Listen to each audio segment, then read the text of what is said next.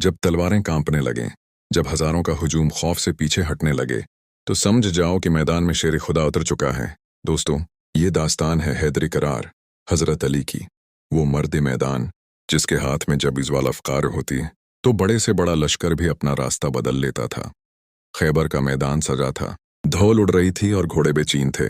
तब यहूदियों की फौज से एक दहशतनाक पहलवान आगे आया, मरहब। वो पहलवान जो हजारों की जंग में अकेला घुस जाता तो किसी की हिम्मत न होती कि उस पर वार कर सके।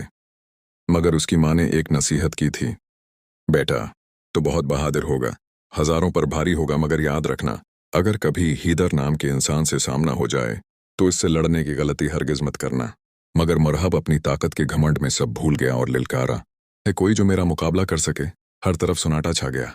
और फिर वो हुआ जिसने तारीख बदल दी। शेर खुदा मैदान में उतरे और अपना नाम बताया।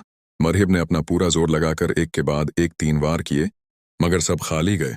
और फिर जब मौला अली ने एक वार किया तो मरहब के लोहे के कोच आर्मर के साथ साथ उसके जिस्म के 2 टुकड़े हो गए। नारे गूंज उठे।